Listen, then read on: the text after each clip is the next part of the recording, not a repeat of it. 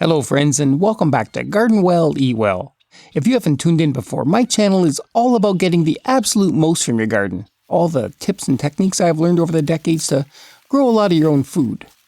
Occasionally, we'll also spend time in the kitchen and show you how you can use your harvest to feed your family nutritiously. Although we can't grow everything we eat, every little bit helps.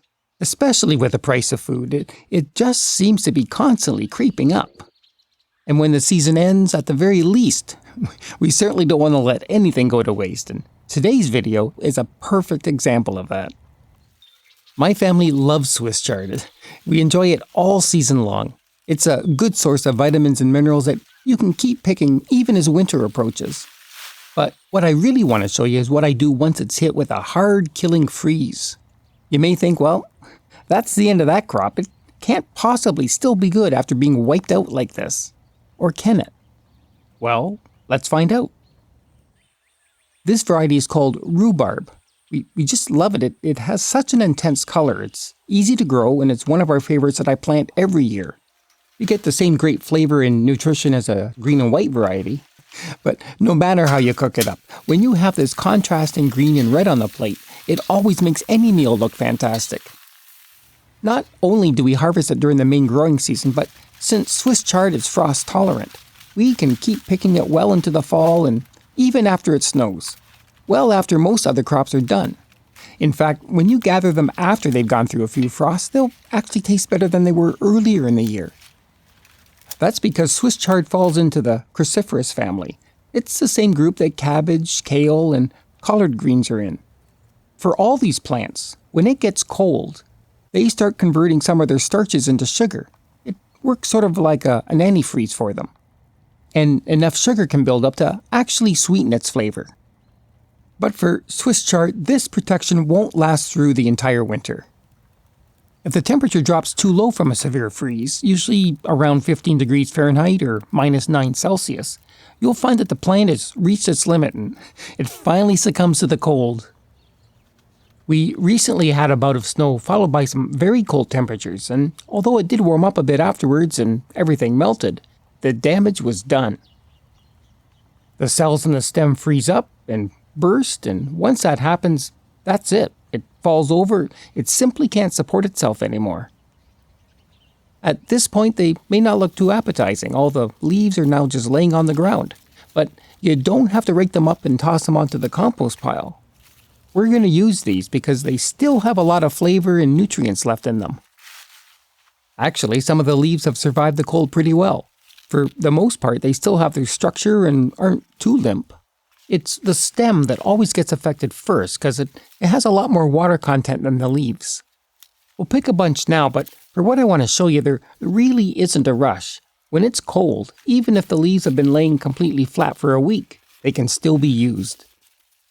So here, I've gathered them only a few days after the freeze. Some of these still look pretty full, so you could cook them up as you normally would. If you do, though, I'd remove the stem first because that'll end up just being mush. But we're not going to cook these. Instead, we're going to capture their flavor and nutrition by dehydrating them. First, you always want to rinse the leaves with fresh water. They need to be cleaned well. There's so much surface area on them, and all those nooks and crannies can hide a lot of grit and dirt, especially after they've had full contact with the ground. Just swish them around for a few minutes, and don't worry about the stems. No need to cut them off, no matter how mushy or soft they are. After they've gotten a thorough wash, scoop them out, but let them sit for a while in the drying rack. You want to get rid of as much of the water as possible that's still clinging to the leaves. So afterwards, give them a few good shakes. They'll still be a little damp, so the final step I do is to dry them off using a large clean towel. Just spread the leaves out, roll them up, and press it along to pat them dry.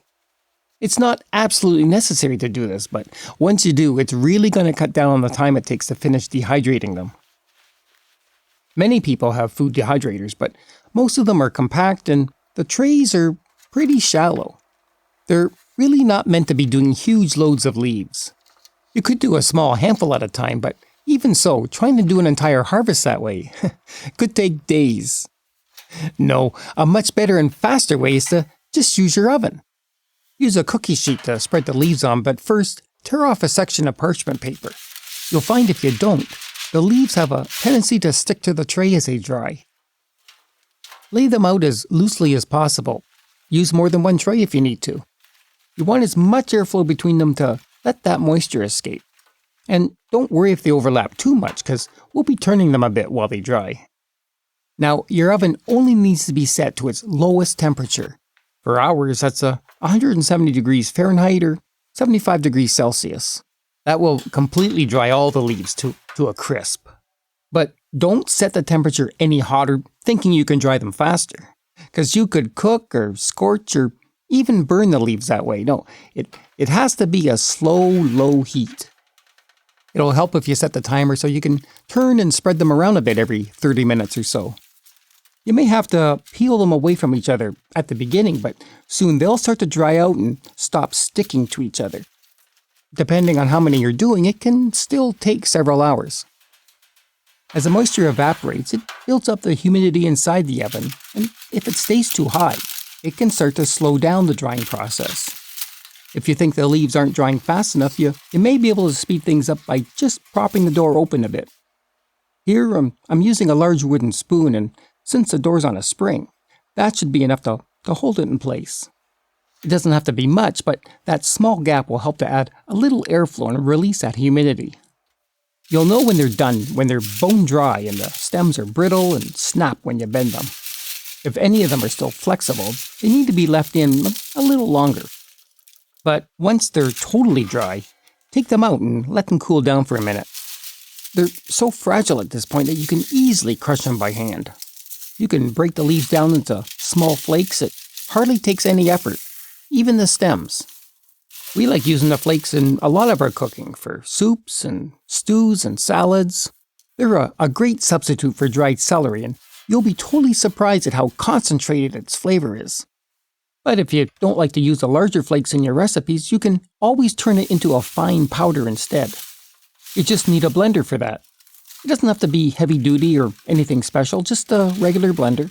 But it does help to break the leaves into smaller pieces first so they can fall down and reach the blades. Scoop it all in. The parchment is great for this too because it makes an easy transfer and no mess. Then just start pulsing the blender until it starts to break down.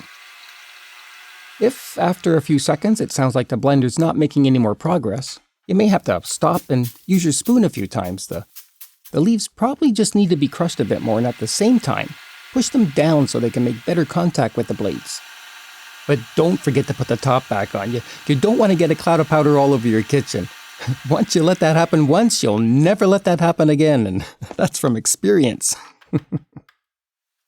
So after blending it for about 30 seconds on one of the higher speeds, it's starting to turn into a fine powder. There are a few coarse pieces left, but after you've reached the consistency you want, pour it into a container that can make a good seal. Whether you're storing the flakes or the powder, you'll want to lock in the flavor so it'll stay good and fresh. And keeping it like this can last well over a year, at least until you can dry some more next season. This has always been something I do with our Swiss chard when I'm doing that final cleanup in the garden, but there's no reason why you can't do this in the summer. If you find you have too many older leaves on your plants, cut them out and dehydrate them. Do this before they start to get bitter. That way, you'll also be helping your plants so they can direct more energy into growing new leaves. If you enjoyed this video and learned something new, please think about subscribing if you haven't already, or leave me a comment if you have any questions. But thanks again for watching, and see you again soon here on Garden Well, Eat Well.